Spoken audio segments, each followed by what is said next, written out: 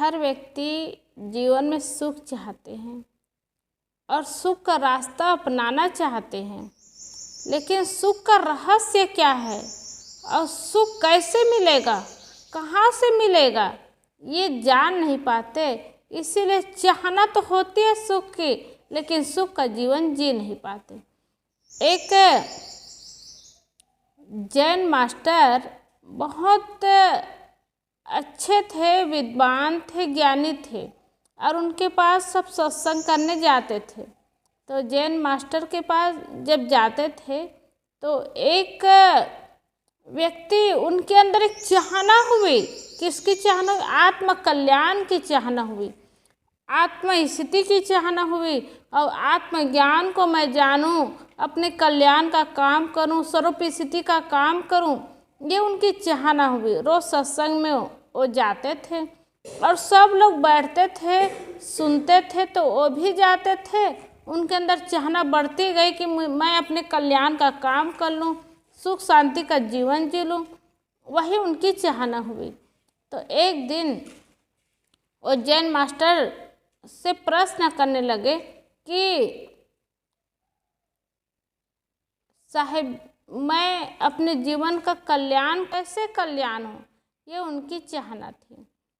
तो वो दूसरा दिन बुलाए, इतने समय आना करके समय भी दिए और बुलाए और कहे कि आओगे तो मैं सब ज्ञान बताऊंगा और सब रहस्य बताऊंगा, रास्ता भी बताऊंगा।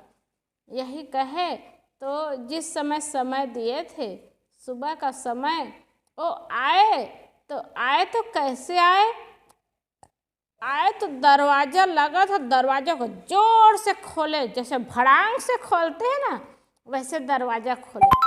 और दरवाजा खोले ना तो चप्पल निकाले, तो जूता पहने थे, जूता को निकाले तो इधर उधर फेंक दिए जूता को, और जूता को फेंक दिए, दरवाजा भी जोर से निकाले और आए और आ करके बैठे और बैठ करके कहने लगे, गुरुदेव आप समय दिए थे तो मैं समय से आया हूँ और मुझे आत्मज्ञान की बात बताइए, कल्याण की बात बताइए। मैं अपने जीवन का कल्याण करना चाहता हूँ, स्वरूप स्थिति प्राप्त करना चाहता हूँ। तो जैन मास्टर बहुत अच्छे थे। उन्होंने कहा कि पहले दरवाजे से और जूता से माफ़ी मांग के आओ। तो वह व्यक्ति कहने लगा कि कोई आदमी हो, उससे माफ़ी मांगो, समझ में आएगा। दरवाजे से क्या माफ़ी मांगूं, जूता से क्या माफ़ी मांगूं, उससे मेरी क्या गलती हुई है। वो मन ही मन सोचने लगा। फिर अच्छा नहीं लगा, उठा नहीं। तो जैन मास्टर ने कहा, मैं कहा ना कि दरवाजा से पहले माफ़ी मांग के आओ, जूता से पहले माफ़ी मांग के आओ। तब वह व्यक्ति पूछता है कि गुरुदेव, मास्टर जी, ये दरवाजे से क्या माफ़ी मांगो, जूता से क्या माफ़ी मांगो, और माफ़ी मांगूंगा तो क्या माफ़ी करेंगे, और मेरी क्या गलती हुई है, मैं क्या गलती किया हूँ जो उससे माफ़ी मांगूं। तो जैन मास्टर बहुत अच्छे समझाए प्रेम से, और उन्होंने कहा, देखो तुम आए ना तो इतनी सरलता और विनम्रता के साथ प्रेम से आना चाहिए, क्योंकि तुम आत्म कल्याण की बात जानना चाहते हो और कल्याण की बात जानने के लिए जीवन को वैसे बनाना चाहिए। लेकिन तुम आज जोर से फाटक को खोले, और फाटक को खोले एकदम जोर से आवाज़ आई, तो फाटक में तुम्हारा क्रोध भरा था। और जूता को भी उतारे तो जूता देखो व्यवस्थित होना चाहिए, कहीं भी जूता चप्पल छोड़ो ना तो दोनों एक जगह छूटना चाहिए और व्यवस्थित रहना चाहिए। और जूता इधर पड़ा है उधर पड़ा है, ऐसे करने से जूता में भी व्यवस्थित नहीं है, दरवाजे भी व्यवस्थित खोले नहीं और लगाना भी नहीं हुआ। आत्म कल्याण क्या करोगे, कल्याण की बात क्या होगी, और जीवन में सुख कहाँ से आएगा। जाओ पहले माफ़ी मांग के आओ। तब उनको समझ में आया कि हाँ, मुझे जोर से दरवाज़ा भड़ांग से खोलना नहीं था, और जूता भी खोला तो धीरे से खोल करके व्यवस्थित करना था, और जूता इधर उधर पड़ा है। ऐसे करके जब वो गया तो उनके पास जा कर के हाथ जोड़े और अपने हृदय में वो भाव रखे कि मुझसे गलती हुई, अब ऐसे गलती नहीं करूँगा। अब वो जूता क्या माफ़ी देगा, लेकिन उनके मन की भावना और दरवाजा क्या माफ़ी देगा। लेकिन वो अपनी सरलता और विनम्रता को प्रकट किए और सरलता और विनम्रता को लाए और माफ़ी मांग करके आए। तब उन्होंने जैन मास्टर से कहा, मास्टर जी मैंने माफ़ी मांग लिया। तब मास्टर जी ने कहा, जिनको चलने की कला ना हो, जिनको बैठने की कला ना हो और व्यवस्थित सामान रखने की कला ना हो, वो ज्ञान क्या प्राप्त करेंगे, स्वरूप स्थिति क्या प्राप्त करेंगे। इसलिए ज्ञान करना है तो चलने में, बैठने में, उठने में, बोलने में, खाने में, पीने में, सब में कला होनी चाहिए। और व्यवस्थित कला होती है, व्यवस्थित जीवन होता है ना, फिर उन्हीं का जीवन अच्छे ढंग से बनता है। हम लोग को भी चाहिए कि हम लोग जीवन को कल्याणमय बनाना चाहते हैं, आत्मज्ञान प्राप्त करना चाहते हैं, तो बैठने में, उठने में, खाने में, पीने में, चलने में, सब में कला होनी चाहिए। और व्यवस्थित ही सामान ही व्यवस्थित नहीं हुआ है, सामान इधर उधर पड़ा है, फिर आत्मज्ञान कैसे होगा। और हम लोगों से व्यवहार ही नहीं कर पाएंगे, व्यवहार ही नहीं सीख पाएंगे, तो जीवन कैसे जी पाएंगे। इसलिए संत महात्मा बताते हैं, समझाते हैं, जब किसी से बात करो, बोलो ना, तो सुंदर मीठी आवाज़ से बोलना चाहिए। और मीठी आवाज़ से बोले तो सरलता विनम्रता का गुण होना चाहिए। कोई अकड़ करके अहंकार पूर्वक बोले, ये ठीक नहीं है। अपनी सरलता और विनम्रता का गुण रहना चाहिए और व्यवस्थित बात करना चाहिए। बैठे तब भी व्यवस्थित बैठना चाहिए, चले तब भी एकदम बढ़िया लय से बात हो, व्यवहार हो, चलना भी हो। और खाने पीने में भी, अब खाने पीने जानवर जैसे खाना पीना हो और व्यवस्थित ना हो तो फिर उसका जीवन कैसे होगा। इसलिए खाने पीने में भी व्यवस्थित हो।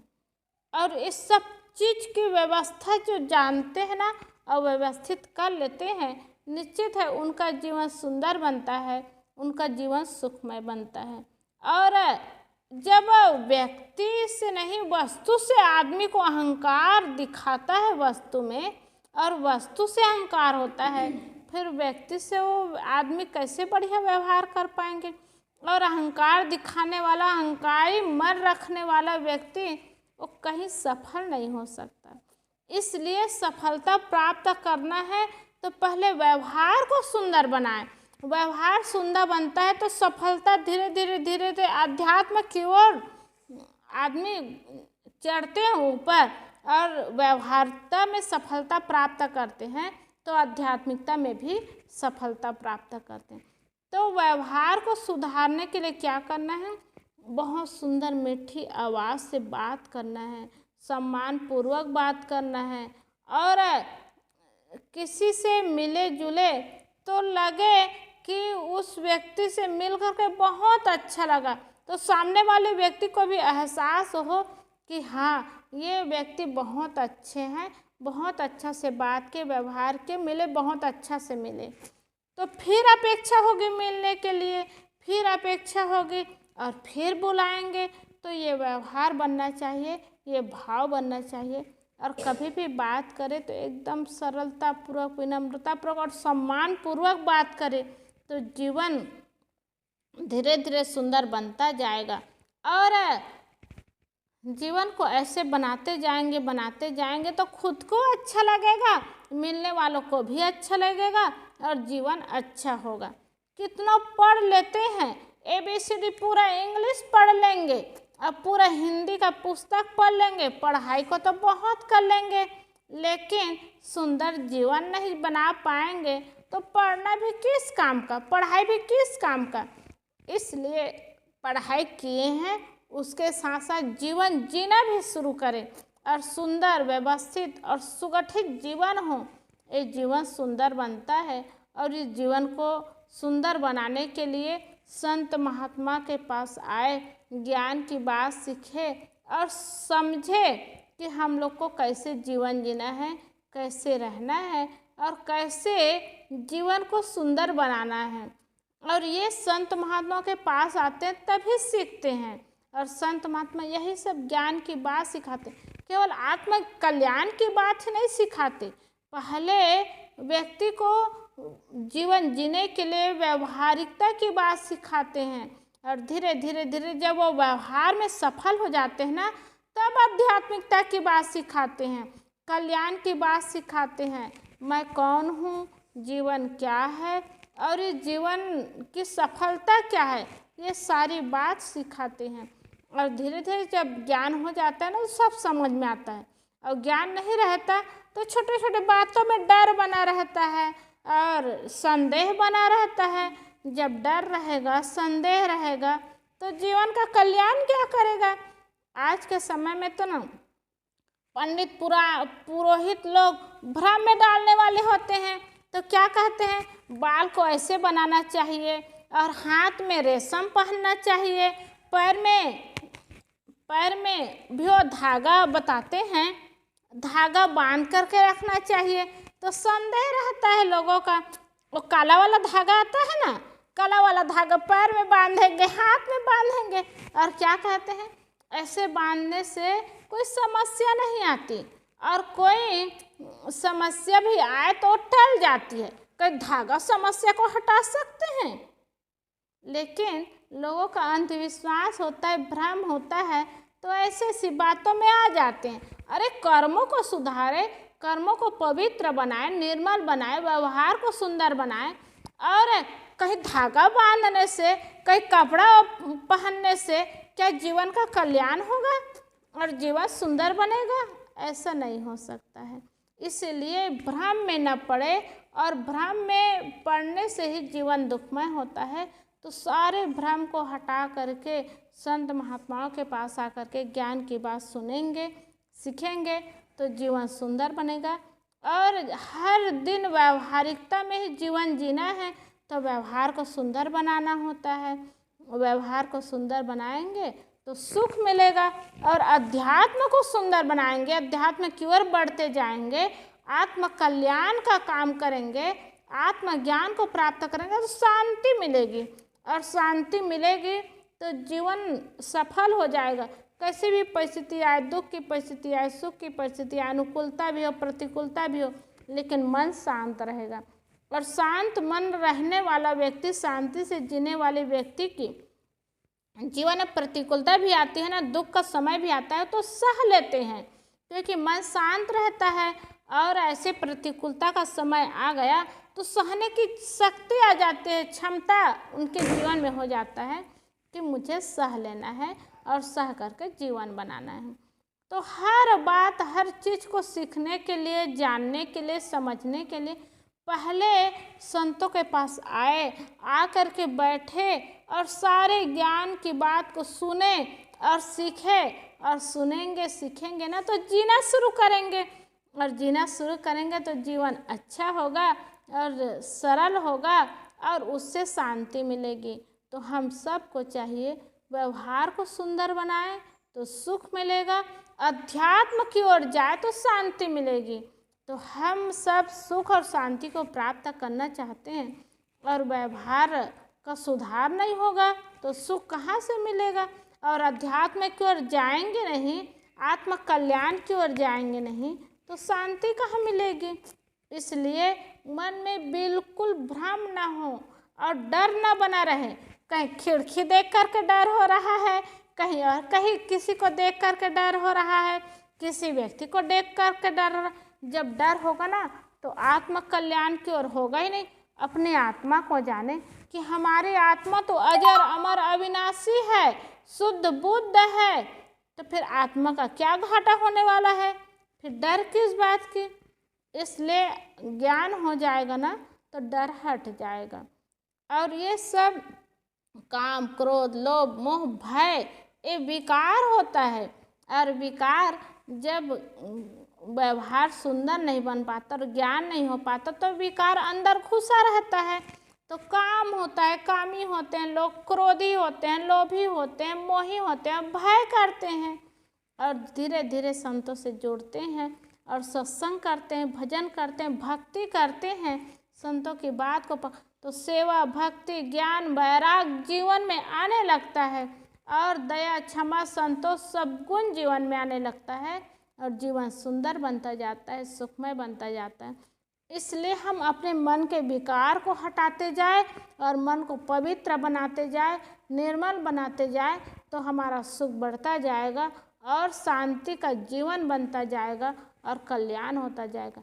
इसलिए संतों के पास आते हैं, संतों से मिलते हैं ना, तो ये सब जीवन जीने की कला सीखते हैं और सुंदर जीवन को बनाते हैं। केवल रहने से और कपड़ा बदलने से सब नहीं मिलता।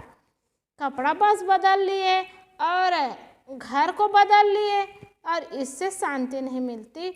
इसलिए जहाँ भी जाए जीवन को बदले और जीवन को बदलेंगे, व्यवहार बदलेगा तो जीवन में सुख आएगा, जीवन में शांति आएगी और हम सबको वही काम करना है, शांति का काम करना है, सुख का काम करना है। इसी से जीवन सफल होगा और यही जीवन की सार्थकता होगी। इसलिए एक छोटे वस्तु से भी अगर हमारा स्वभाव उसमें जा रहा है, किसी वस्तु का से उपयोग करते हैं तो हमारा स्वभाव जाएगा तो क्या होगा, गलत ही स्वभाव जाएगा तो खुद को शांति नहीं मिलेगी। इसलिए कहते ना, भोजन बनाने वाले एकदम प्रसन्न मन से भोजन बनाते हैं तो खाने वाले के अंदर में भी प्रसन्नता का गुण आ जाता है। अब भोजन बनाने वाले प्रसन्न मन से नहीं बनाते, क्रोध में भोजन बनाएंगे और प्रसन्न मन से नहीं बनाते तो खाने वाले के मन में भी प्रसन्नता नहीं रहती, खाने वाले को भी क्रोध आएगा और उनके मन में प्रसन्नता नहीं रहेगी। इसीलिए व्यवहार में भी जीवन को सुंदर बनाए और सुखमय बनाए। धीरे धीरे अध्यात्म की ओर जाते जाएंगे तो जीवन सुंदर बनता जाएगा, सुखमय बनता जाएगा। बोलिए सद्गुरुदेव की जय।